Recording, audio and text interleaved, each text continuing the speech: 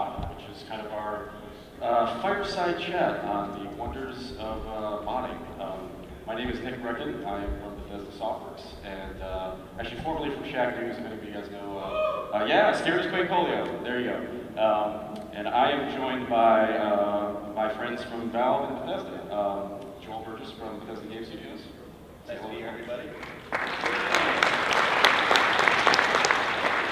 Jeff Balzak from Valve Software. And Matt Scott, also from Valve. So our intention today is basically to cover all the spectrum of modding, and you know, both of these studios are you know, culturally very ingrained in the supporting mod community, and that's kind of why we thought it'd be interesting to sort of cover you know, some of the things that we observe from our perspective as developers, but also touch on just you know, all spectrums of modding. So I just want to start off by saying you know, just an open question to the panel here. You know, what is it about modding and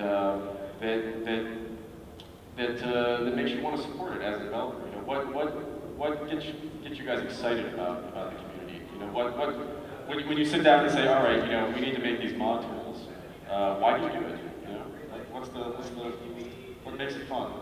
I mean, when you get down to it, it's sort of the heritage, I think, of a lot of us sort of in this generation of game developers.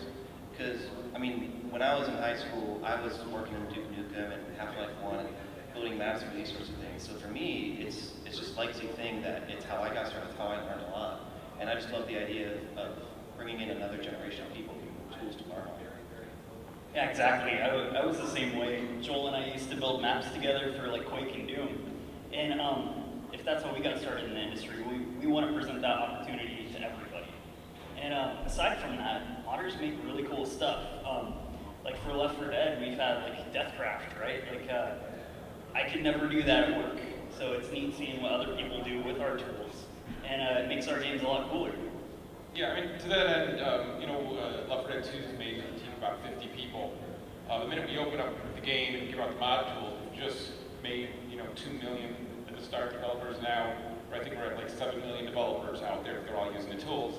And that's just really cool, because they're going to come up with really cool stuff. Like Matthew Lorday is a really good example of a guy who's making some maps who really loves some of the gameplay stuff he did, where he's like, oh, I'm going to put a health kit up here, but I'm going to make it really dangerous to get to, so you have to pay this price on it. And he just did things we didn't think to do.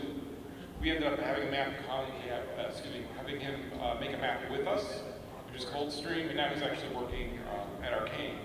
And so it's like really cool watching someone come up from there, from the community, because they have these great ideas, and it's, not everyone in the community has to have a great idea, but everyone in the community probably has one good idea, and watching those come up, and you know, it's really fun. What's Deathcraft? It's Minecraft and Left 4 Dead 2. That's amazing. It's in Left 4 Dead, or is it in Minecraft? Total replacement of all the models, all the art in Left 4 Dead 2 with Minecraft. It's awesome. Sounds awesome. Yeah. Yes. Not so much building, but a lot of killing. So you guys were sort of touching on this just now, but I think you know, one of the aspects about it that's so exciting for developers is that you get a lot of new talent from that, right? I mean, I remember talking to you guys when I was a journalist about it, and about modding in general, and just how many of you from Valve started out in the mod community. I mean, is that still the case? Are you still getting a healthy influx from, you know? Well, I mean, it's not just the mod community, but also if you take a look at Portal came from a team from DigiPen, Power of the Paint guys, same idea as DigiPen. You know, we have Adam Foster, Minerva Mod, so we're still getting a lot of modders and also kind of indie guys doing some really interesting stuff. Because the indie scene now is, you know, back in the day, it was everyone was just modding, and there wasn't really this vibrant indie scene. But these days, they've taken the indie scene to new heights of and really expanded out what that is. So there's a lot of interesting people working in that space who would also be working on mods. It's sort of blended in a way. Yeah. There's more powerful tools like Unity that are essentially, you know, getting closer to making just a mod. But for you, Joel, I mean, you know, do you guys get a lot of applicants from mod teams? Yeah, we do. I mean, Todd was on a panel earlier today, and he mentioned that anybody who's a design applicant for us, part of the process is, you know, submitting a mod that you've worked on in Creation Kit or GAG or something like that. It's really beneficial for us to have the tools out there. And not only does it give us, you know, the ability to see what people do and let people try our tools out, but it means that when those folks come on board, they understand in, so it helps take a lot of the burden off us just because of pure training. Let's talk about tools for a minute, because you mentioned tools, and I think that's one of the things that, has seen a lot of growth recently. Especially, just, well, both of you guys, or all three of us here, we've had experience releasing tools recently. So you guys with Portal 2, with the Puzzle Maker, what's that experience been like? Well, so actually, we've released two tools that are really interesting. It's the Portal 2 Puzzle Maker, which is probably the simplest tool you can ever have to make maps. Just you jump in, you point, you drop stuff, and release the SFM, which is probably the most complex tool you could ever have, because it's super powerful to make movies. And so it's been interesting watching those two communities both go. The Portal 2 level editor, and then really it's not a level editor, you can't look at that alone, you have to look at the workshop, because it was the integration with the workshop, changed Portal 2. Before we released those tools, about 6% of all the maps played were community-created maps. After the tool, about 60% of all the maps played were community-created maps. We went from 300 sessions to 2 million. So it's not only were they playing more, and that actually means they're playing more Valve games or Valve maps, bigger numbers, but they're also just playing more of their own stuff. And so it's just really easy to see, look at that graph and go, wow, this is a total win. Not just for us of getting to sell more copies of Portal 2 and having more people play, but for the community itself, getting to play more. Yeah, and as games get more difficult or more complex, right? Making maps is a million times harder, right? Like making a Portal 2 map was very, very difficult, and that's why before the map maker was released, we weren't seeing as many, by far, like community maps. And so by lowering the barrier to entry, we're seeing a lot more community maps, and a lot more of our players are jumping in there, seeing how things go together, and they're actually getting to experience a little bit of game development, and that's been a huge win. It's not just that either, but the Puzzle Maker I find extremely interesting because, like, when I first got a build of that thing, it was the best game I was playing at that time. I mean, I would just hop in the Puzzle Maker and make stuff. And as somebody who does level design professionally, right, I had made maps for Portal 2, like in the Alien Swarm editor, right after, like I had to hack the Alien Swarm editor to make maps for Portal 2. And there was so much of an onus on you as a designer to have a great idea, to get over the technical overhead so that it was, because by the time you could actually play your map, you'd already put 5 or 10 hours just into building that map. With the Puzzle Maker, I could hop in with no idea whatsoever and just play with the tool, and I would be getting ideas as I was working, and then end up going off in these other directions. And creatively, I thought that was really powerful. I don't even know how we leverage that as a development tool yet, but I'm really interested in looking at that. It's going to be interesting for you guys because, I mean, you are releasing these tools and seeing people make Portal levels just that fast. Are you noticing, design decisions that modders are doing and you're like, oh my God, like, why didn't we do that? Or is it interesting just seeing that rapid iteration? I mean, there's definitely some really interesting stuff people do in that space. One of the things you'll see is they often go for harder maps. Because they want more difficult puzzles where we have a limitation of you don't want someone not to experience your game because they get stuck in a puzzle. And so here they'll not quite have the ramp up to their map, so they'll kind of challenge each other that way. So that's been interesting to see some real head scratchers there. Well, that's the great thing about modding is that you see things that you wouldn't see in a shipped game sometimes, right? I mean, that's what's great about it. I mean, there's a whole different set of constraints on you when you're making something that you're going to ship. There's a certain level of polish. There's themes, consistency of themes within the game. And so there are a lot of ideas that occur to us that we can't follow through on. And it's really great to see modders pick up that torch. I mean, particularly in a game like Skyrim, there are actually a good number of things in the game which are sort of incomplete ideas that we didn't have the ability to start on that just might be something tucked away in the corner here and there that we kind of hope that modders will take and flesh out. Like the Dragon Priest mask, the area where you first find that thing in Skyrim. I always intended to make that a player house, and I just didn't have time to do it. And that's one of the first workshop mods I saw built up, and that's really gratifying to us. In fact, I even have a lot of script comments that I put in and say, hey, if you're a modder, and I suggest them, like, comment this thing and try and figure out this problem. And it's really awesome as a developer to have that community out there to explore ideas that you maybe weren't able to, or maybe didn't even think of. It's becoming really collaborative. Yeah, for sure. Well, the cool thing with Skyrim was, so I played Skyrim when it first came out, like everyone else, played it a ton, kind of put it away for a little bit, and then when the workshop came out, I came back to it, and I'm like, I understand there's a bunch of design decisions you made, because overall, you're doing this large audience, and so you're your design has to encompass all of the different choices and way people play the game. But I played it a very specific way, and I want a very specific experience out of it. I can go through and just check all the mods that I want that are going to deliver that experience to me. So my experience now with playing Skyrim is way different than the first time I played it, and it's perfectly tailored for me. And there's no way you can deliver that to me. Yeah. So it's just awesome. I mean, even just skimming the workshop, like, an hour ago, just to see what was currently on most popular, there are very specific things. I think there was a mod called Necromancy Plus, and it's just a very deep dive onto that set of spells to legitimize that playstyle.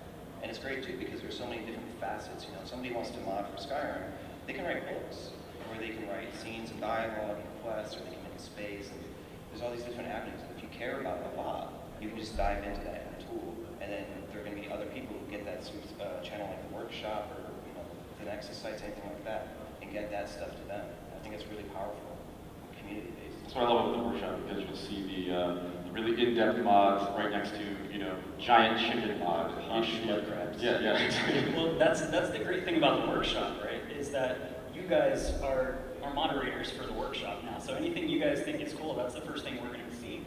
And so that's the beauty of it. Finding mods used to be such a pain, and now with the workshop, we're able to just go and say, oh, 1,000 people like the posh mud crabs. I better check this out. Yeah, it is. It's meaningful in a way that we've never actually had before, because you see that sort of communal voting of what they like the most, and there's all different algorithms that Workshop can do to drive stuff up to the top of the chart. It's like, oh, I always thought that was sort of a niche thing that I always kind of wanted to do, but didn't think was worth the time. And it turns out it probably was worth the time because this mod has 100,000 subscribers, and something to look at. Yeah, in the past you could see a lot of extremely popular mods, Rocket Arena, or it seems like communities would sort of coalesce around these large mods.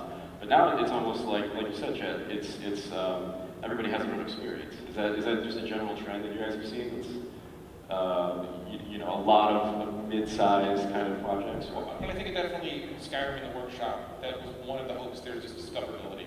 Because it's really hard to broadcast out. How do I know to go download this thing and I got to go do this? I mean, granted, DayZ's a great example of you can go through a lot of hoops and still play it. But that's a painful way to do it now, right? And it's really great that you can go on to some place, and not just the Steam Workshop, but any of the other different sites and see. It's a really easy way to hear a bunch of people talking about it.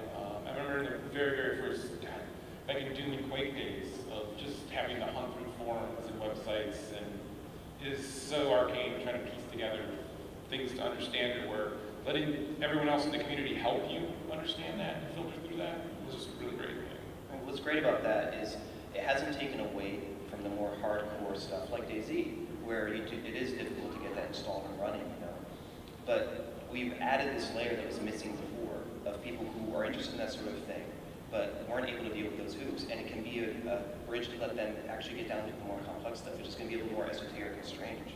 And it's also bridged out into regular games that don't even support mob tools directly, that have more of a community building focus. I play a bunch of Terraria, right, with friends. I have 100 hours long in Terraria. And I'll hop on a friend's server and they've got all the tunnels and stuff that they've built and haven't played in 2 months, and I see that. It's all sort of the same thing where people are feeding back into it, all different levels of gaming. That's really great to see. Yeah. I mean, I remember, in high school, firing up a hammer and just being, trying to make my house or whatever, just getting bogged down, and then I gave it up. And now, like you said, there's that stepping stone that these tools. Yeah, that's like the Portal 2 map maker, right? It's the perfect solution for that, or not a perfect solution because it's perfect for building test chambers, but it's definitely showed us that we need the simplifier tools because people aren't building the complex mods that they used to, like Rocket Arena or bringing a new game mode like Capture the Flag, right? So yeah, that's a huge focus for us, is kind of simplifying things, and that's where as developers we kind of need to go, right? Because as our games get more complex, it's harder for us to develop. And then if you guys want to do something, it's even more complex because I get paid to use those tools day in and day out. So I'm going to learn them, but if I want you to build something, you need a lot of free time, like Chet was talking about in his earlier panel. And that's one of the things that I think has been a good guiding light for us as developers, because releasing modules is just such a part of our culture. It's just something that we always assume we're going to do. It means that it's harder to make those little shortcuts in development where you're going to, well, this thing is kind of edge casey, and I don't need to document it, or I don't need it to really work in a great way. But there's always somebody at Bethesda who's saying, well, think of the modder. And is a modder ever going to figure out how to do this workflow without you sitting in his, in his office talking to him about how to do it? And so we try and make all of our tools a little bit friendlier and a little bit easier to use, even though this creation kit is a really complex thing. It's nowhere near the puzzle maker, right?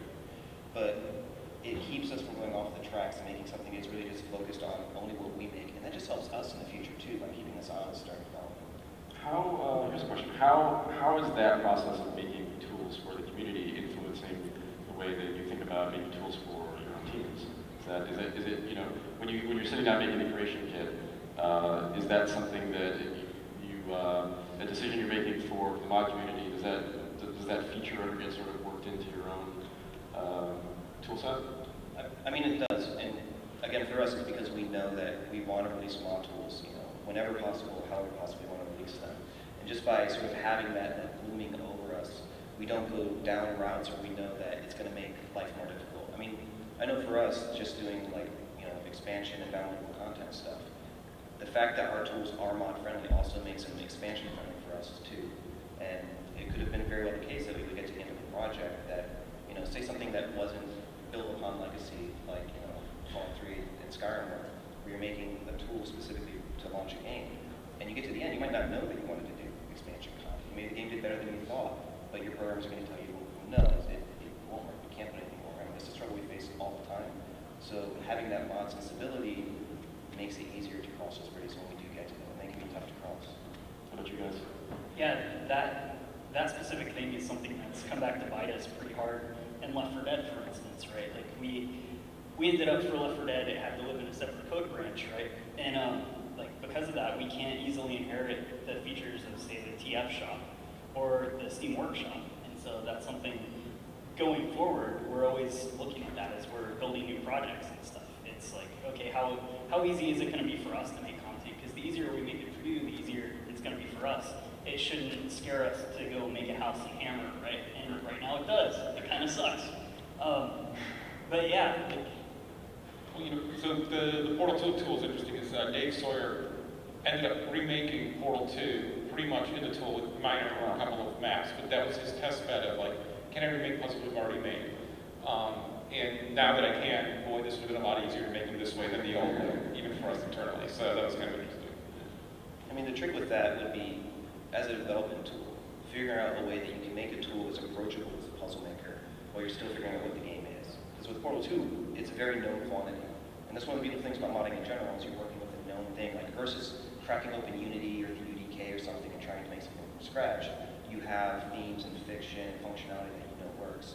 But do we ever get to a point where we can make a development tool which works like that?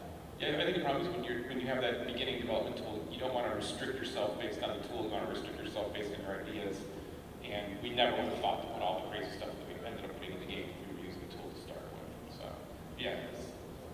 It's like, I don't know how many of you were in the last panel about Looking Glass, but Tom Leonard, the AI programmer for that, had a good story of how he had to go back and once they kind of understood the game they were about to ship, he rewrote the AI 3 weeks before shipping, or no, he did it in 3 weeks. So that's the thing with Portal 2 map editor. Like Chet was saying, we didn't know, we didn't fully understand what Portal was till it was pretty much done and shipped. So once you understand the game you're trying to make, then you could go build a tool that's useful for that, right?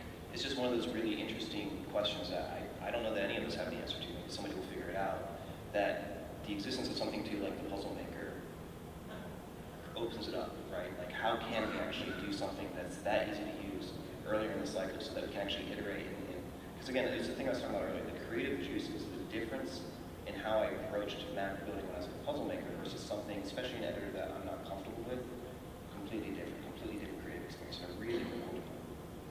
Yeah, it just comes down to your iteration time. The faster you can iterate, the better a game. The more thoughts, the more ideas you can experience or experiment with, right? And so getting that iteration time, I think, is the key. Yeah, I mean, one of the things that we do at Bethesda when it comes to actually building dungeons and that sort of thing is we have this multi-stage iterative process. And part of this is just because we have such big games. A level designer in a, say, Call of Duty sort of game might have 2 or 3 maps that they work on for 6 months. And a level designer on, I think one of the level designers on Skyrim had 40 dungeons he was responsible for. And he had a bunch of other responsibilities in addition to that. And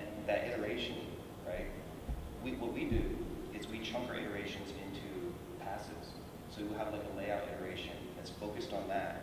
And then you might not see that dungeon again for 2, 3, 4 months. And then you'll do an encounter iteration, and you're going to do an optimization iteration, you can do a polish iteration. And what we found is our iteration time, the lapse between it, is really broad, but that lets you get away from it, check out, and learn more about what you want to do. And also gives the game time to catch up, right? So that way, we're able to figure out what's cool about the game and fun and get it on screen and still have iterations ahead of us in spaces that we haven't finished yet, and then learn from those lessons and get them in the game earlier. And it's a constant struggle because you only ever figure out what's great about the game after you've played it for a little bit. Speaking of iteration, I think one thing we should touch on before we run out of time here is just advice for modders. I mean, we're talking about all these tools that are really easy to use, but you see a lot of mod teams. They get together, they have really cool ideas, and then nothing ever really happens. And I've been through that experience, right? Talking to people who want to get started with modding, what are some basic sort of fundamental tips that you would maybe give to modders? Should they be working in a team? Should they just try anything? What's the... Well, so I think the cool thing now is you have a lot of options. Before, you kind of had to have a complete thought you were going to do, but now if you want to go out and you want to make some items for TF2 or Dota, you can. If you want to make a small experience change in Skyrim, you can. You kind of scale what you want to do, but in all of that, it's about releasing, getting feedback, and iterating. So there's a bunch of mods that have really nice websites. They don't have the mod out. Don't worry about that stuff. Worry about the content. Worry about releasing it, getting feedback, learning how to understand feedback, because yes, it's the internet. There's going to be a bunch of people telling you suck. That's okay. You have to decipher what out of that is important, what do you want to take back, and what do you want to use to build it in. Because even all those people saying that, there's going to be a bunch of people saying it's great. There's a bunch of people saying, nah, I like this or that. You have to decide how to use that feedback and work it back into the project, because their feedback will make it better. And it's just like any other skill, right? The more you practice, like the more you're making mods, making models, anything like that, the better you're going to get at it. And if you never start, you're just not going to get better. So definitely try it. Like, that would be my advice: is just jump in and keep jumping in as much as you can. Yeah, you definitely don't want to wait for just the right idea. You need to start something, and then that's how you're going to learn. We call it sharpening your pencil. Don't keep sharpening your pencil, getting ready to write. Just start writing. Don't worry. It's okay. It's a dull pencil. Yeah, you'll get through it. But one specific piece of advice I think would help a lot of people. It's definitely one thing that I only kind of found out by bouncing around doing it. Is it's much better if you're just starting out and if you're interested in development to sort of get to an intermediate level in several tools as opposed to get really expert at one. And it's all like learning to program, where if you bounce around and you learn a few different languages, you learn what kind of concepts and problems are common to programming. But by you learning different languages and different syntaxes, you learn what sort of things are peculiar to a certain language. And it's the same thing with editors. If you use UDK for a little bit and you learn to build a map in that, and you use something like CreationKit, which is fundamentally very different in terms of there's no VSP editing, there's no in-editor primitives, but you learn that, well, we have to solve triggers, in a way. We have to solve path finding and optimization. Some of these things are similar. You're going to learn more about the nuts and bolts of game development rather than a particular tool. And that's just going to make you learn much faster, and it's going to make you more valuable to any team that you contribute to, whether it's a mod team or a professional game dev team or an indie project that you want to do with your friends. One thing I might add is just that the idea of how small a mod can be. It seems like people think about mods in the classic sense still, and you've got to do this crazy total conversion, but that's not really the case, especially with Workshop. You see all these extremely minor tweaks to a game that add a lot and are worthwhile. I think the first mod to go up on Workshop, and it was a first because it was from our production director, Ashley, was Skyrim loading screens from your mom. And of course, Ashley had the inside loop, when we were going live. But it was just, loading screens are just an item, they're an object you can edit. And so he dropped in maybe 3 or 4 loading screens that would randomly show up, which did you clean your room? Did you need to go outside? Very small, specific, whatever you're interested in, you can sort of turn that knob and send it out. And you might be surprised the kind of ripple effect it can have on your experience and other people's. Definitely something like with Skyrim, where there's so many people playing it, you don't need to have every single person play your mod. It can be something very specific for you, very tailored for you, that you enjoy. You're going to find out that you're not alone there, that there's a bunch of other people that enjoy that as well. I mean, I think one of the sort of the quiet tragedies of mods is that a lot of people make mods that they never distribute. You know, I just wanted a house outside of Balmora in Maryland, and I made my little hut up on the hill outside, and I never uploaded that anywhere. I just wanted to learn that tool a little bit and made it, you know. And stuff like the workshop, just it's a button in the editor, and I don't know how other games are doing in the workshop, but I hope it's integrated as well, because it's one of those things you might think, well, nobody's going to want this, but you never know. When you can throw it out there, you're going to make somebody else's life, you know, just a little bit better.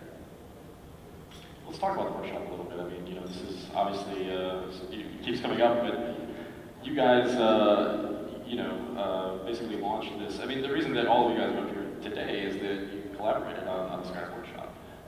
And so, what was that process like? And just in general, you know, what was the genesis of the workshop itself?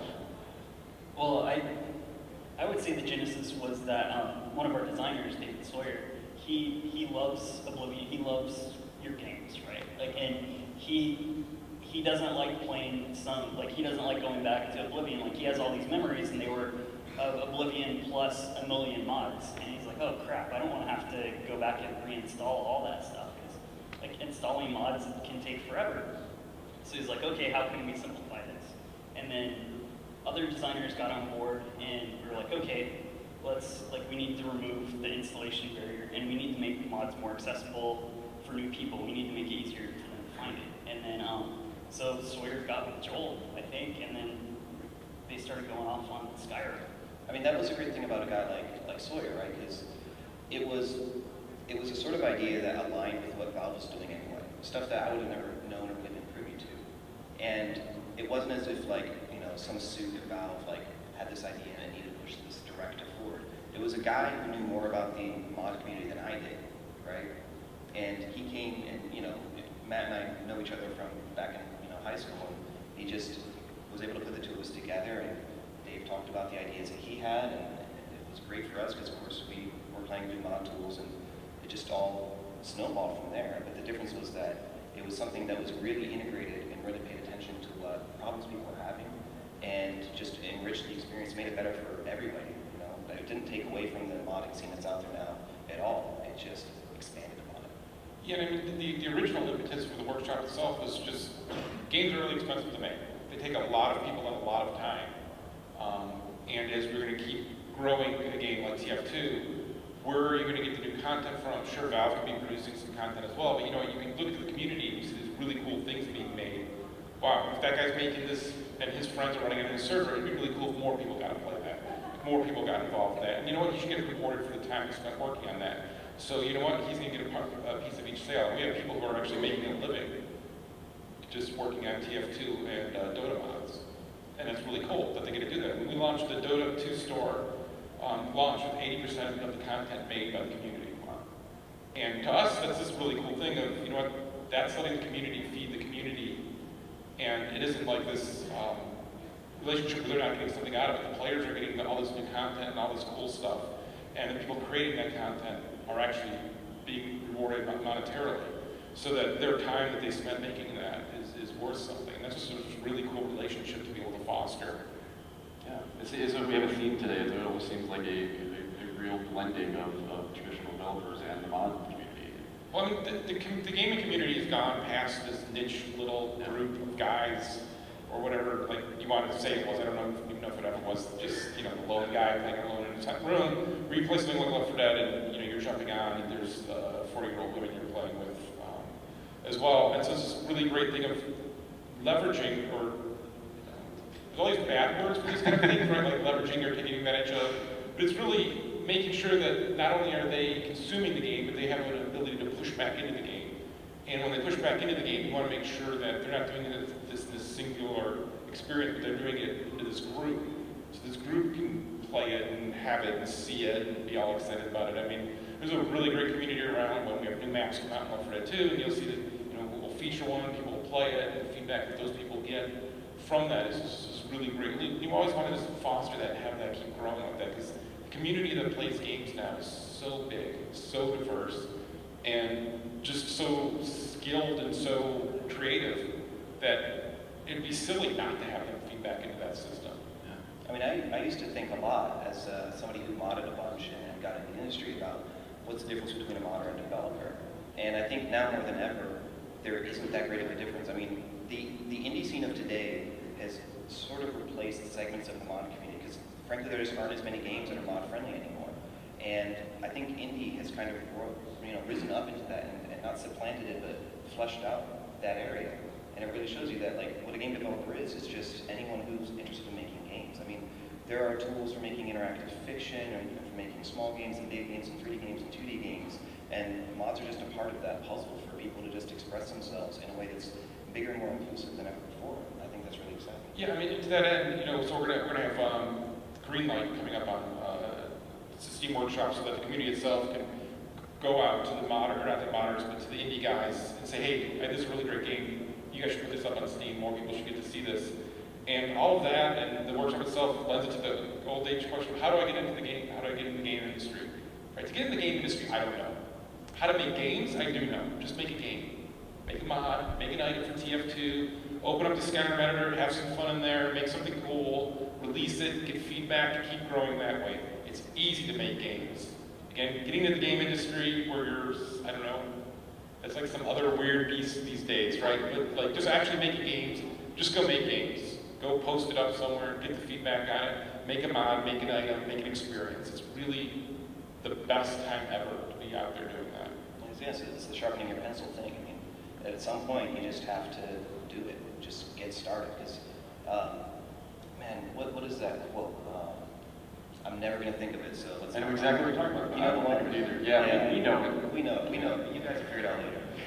Well, so someone asked me at GDC, how to get into the game, how to make games, and I'm like, if you're asking me that, you're probably not going to, because you should just be doing it. You should be doing it. It's true. But that's the thing, it's just nothing stopping you, right? I mean, I remember when I was on a TI-83 calculator in calculus class, which I didn't do well in, by the way.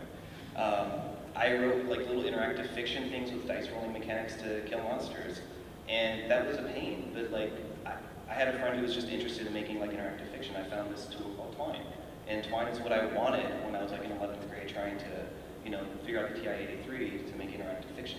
You can just do it. Like now more than ever, you can do it. You can get started, and the first things you make, Hourglass, an Hourglass quote. Oh, yeah. But you're gonna make them jump, right?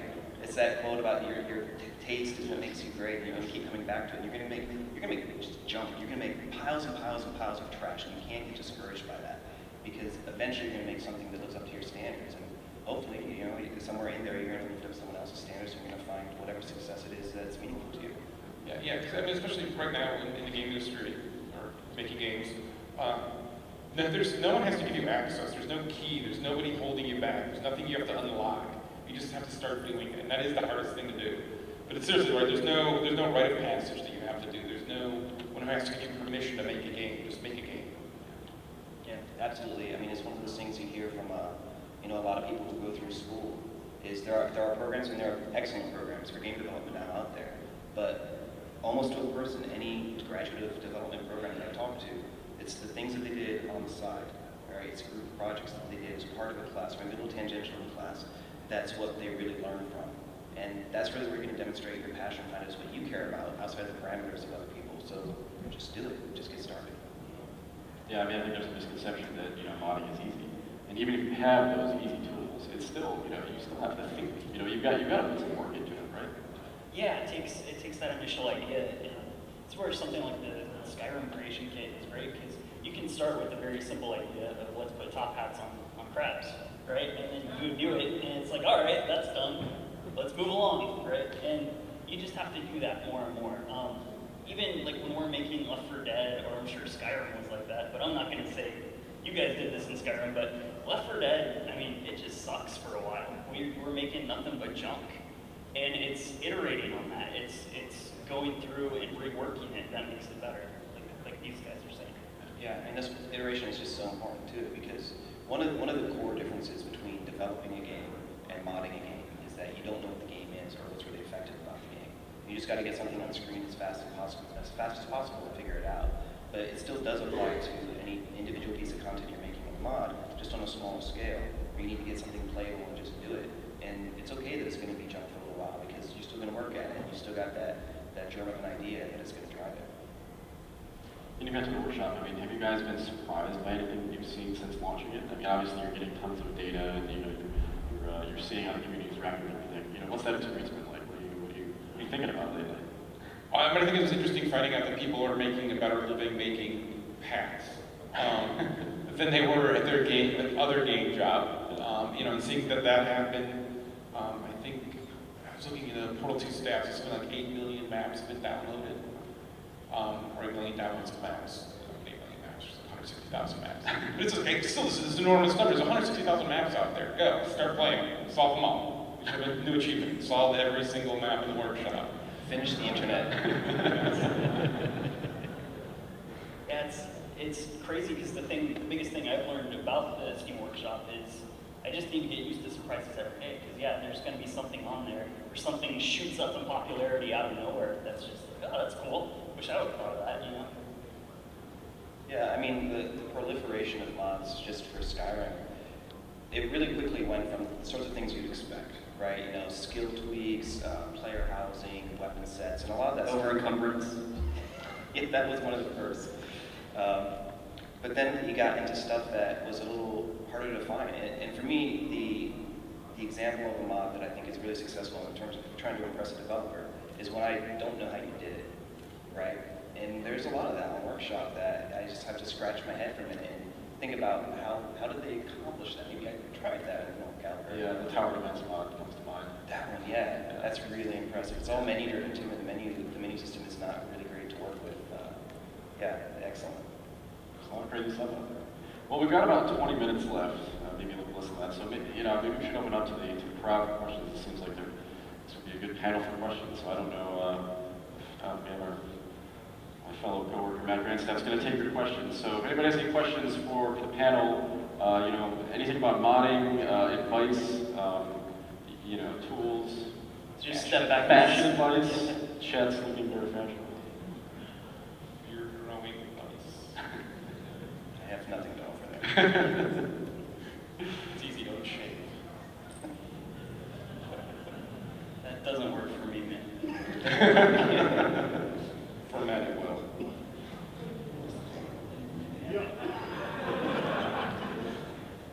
Okay, I think we're ready. Can I ask two? They're quick ones. I think yeah, sure. Okay. Earlier, Chet had mentioned that it's good to just get stuff out as far as mod content goes. Would you consider Black Mesa's Source to be a good example of that, or is there a chance that Valve is collaborating with them on a deeper level? We're not collaborating with them. They're working at their own pace and their own speed. I think their goal is to release it like a finished product, and there's good reasons to do that as well. And that's just their choice they're making on that. Okay. The other one is, as developers, you're no doubt attached emotionally to your assets somewhat. You just recently released Source Filmmaker, and I guess it's been happening to a degree with Gary's mod as well. How does it make you guys feel to see your assets doing horrible, tasteless things? The coolest thing I saw last week was the Portal 2 bot in GTA. You guys see that? I saw that. That was amazing. That's awesome. Yeah. That just makes me happy. That's like seeing a friend out there, like that's his vacation photos for me.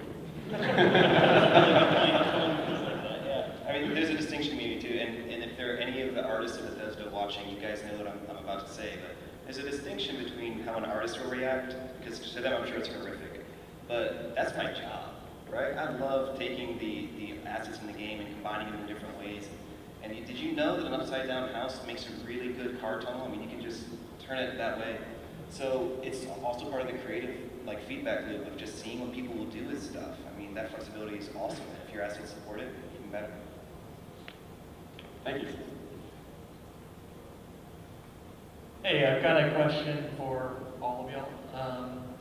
I just wanted to ask, you were talking about earlier how you would work on stuff but not really finish it, and you were hoping that the modders could finish it for you. Have you ever considered, for Skyrim, Left 4 Dead, Portal 2, to try and bring in the mods that the community had made into the actual game? Well, we've kind of done that with custom campaigns for Left 4 Dead. right? Yeah, I mean, Coldstream, your 360 user should be out today. Don't let me. But so that was one. One of the things we find there, like with the campaigns, is unless you have a 360 dev kit, you're not going to be able to do the work that's needed to release it there. But definitely, I think there's a lot of stuff. In fact, in Left 4 Dead 2, a lot of people, what are we doing next? We're going to release something that's our example of using some new tools we're going to release, and it's really to let the community flesh out and decide how they want to use those tools. Yeah, I mean, for us, it's something that we definitely love to do. It's sort of a logistics problem for us in terms of, we're actually a really small team, so all the effort that we put into mods does take away from our mainline development efforts. But we also, like in the lead up to Steam Workshop, we worked very closely with a number of modders. There were about 3 dozen modders who worked very closely with us, testing the tool, getting their content ready and primed for Workshop, and telling us about what they needed and what was going to work best for them. And we definitely changed our mind on some things we were pretty set on based on the modder feedback. It's not the same as releasing content, of course, onto the console, but they're very much part of the process there. And the more we can do that, the better, because it just helps everybody. Thank you. I've been modding for a long time, and I'm a graphic designer. I'm also a full-time student going to school for game art and animation, and I've been working since Neverwinter Nights, and I love working on Bethesda and Valve titles like Portal and Morrowind, Fallout. Titles I seem to go back to even whenever I don't have time to mod are Left 4 Dead and Skyrim.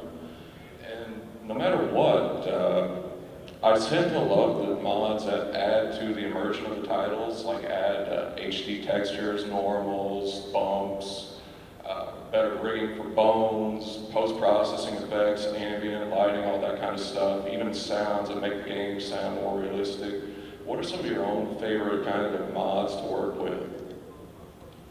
I like feature mods that add on to existing systems. So something that adds like additional alchemical plants in the environment. You mentioned the dungeon sounds mods by a fellow by the moniker of Cliffworms. That stuff I find really adds a lot. I'm a little less interested in a go here, do this type of experience when I use mods. So what I actually will do is periodically I'll go to the workshop and I'll skim through a bunch of the mods there and I'll just subscribe to them. And then if I get a couple of hours where I feel like playing Skyrim, which, you know, maybe a month away from that time, I just get sort of these little surprises, and the game is just expanded for me in ways that I didn't necessarily remember I'd even subscribed to. So I like those little touch things that add to it. Yeah, for me, I'm a simple kind of guy. I like, there was a mod that, it was a custom campaign where they made a custom tank, and he was wearing a football helmet, right? So one of the things in this campaign, like I think it was towards the end, you had to run across this football field, and at the end of the football field is this tank with the football helmet, throwing his stuff, rah, and that was like my most memorable moment. You missed the best part of that campaign. You also get a big foam #1 finger that you get to beat zombies to death with. Did that do very good damage? Of course. On a quick side note, have you ever checked out the Incredible Hulk tank mod for Left 4 Dead? I know that's one of my favorites, just to mess with and freaking. I haven't, I'll check it out. Thank you. I was wondering if Steam Greenlight, will that be open to like source mods, like Black Mesa Source or No Room in Hell, or any other like popular mods out there that are building versions? I am not sure what the process will be on that. Obviously, there's some legal issues there and stuff. I mean, I definitely know we want to make it where we're not putting a barrier or a judgment pre that. So, you know, I think it's going to be interesting once it's opened up what people submit. I imagine they're going to submit Half-Life 3. And we will all laugh heartily at that. But, you know, it's going to be interesting to see what people submit, and then we'll learn a lot from there. You know, when we do things like the workshop or the Greenlight or anything, it's always we're iterative on it, and we learn and we keep advancing. You're going to see a lot of stuff coming up, like the SFM and how it pushes on the workshop and the communities, and how we really need to revamp those for that. You'll see some stuff coming up from that. So, you know, it'll grow from there. I think my phone just buzzed. A guy, Chet Falasek, announced Half-Life 3 at Quakecon. Drops the mic. Thank you. Somebody was talking about earlier about the Black Mesa mod, and maybe somebody was collaborating in Valve or, you know, with Bethesda ever collaborating with anybody. Have you guys ever reached out to a community member or a modding team or anything to make something for a game, or maybe collaborated with them on some level? All the time. All the time. I always am emailing people if I see something cool, or if I see, for Left 4 Dead, we see a lot of fan-made live-action movies. I always send emails to those guys and stuff. It's just cool, because, I mean, it's something that I've worked years on, and they're embracing and making it to the new, you know, it's not to build it too big, but it's not like they're making it their generation's Dracula or something, right? It's their fiction of what zombies are or whatever. And so if they're gonna advance that and play with that, oh hell yeah. You know, we've actually fixed bugs that weren't bugs, but helped somebody's specific mod or something that they wanted to do in a campaign. And we'll always do that, yeah. Yeah, there are a number of times that we've had modders reach out to us specifically for solutions to problems. We really try and be there for them on that sort of thing. There have been a few times too where we've reached out to the modders in the community that we thought we're doing something really cool, and even if it's just to sort of validate their efforts, we think it's important to get a little crosstalk there. Hello, I'm a student studying game design and programming, and I have a question for the Bethesda guys. How has seeing the various mods for Morrowind, Oblivion, and of course Skyrim, how has that helped you when you guys have made maybe a new DLC or a new Elder Scrolls game or whatever you work on? Like, how do the mods really give you ideas what you want to actually integrate in the game? Well, you know, there are a number of little design debates that happen constantly throughout the process of development. And we have to make a decision one way or the other, right? One of the beautiful things about mods as a developer is you get to see somebody who disagreed with that decision and went the other way, and you get to see how that played out in reality. And sometimes it has influenced the game. One of the mods that we saw for Oblivion was, I think I'm mixing this up, I don't think this is a Deadly Reflexes mod, it might be a different one. But a mod that took bow combat and slowed it down so that you just did bigger bursts of damage and just totally changed the feel of the bow combat. And it was definitely a mod that we talked about when we decided to change the sort of the direction design-wise of bows for Skyrim from the previous Oblivion, where the bows draw slower and have a meatier feel, and it takes fewer arrows to take down an enemy in general. So absolutely, that's just one anecdote of that. If there are no more questions, thanks everybody for coming.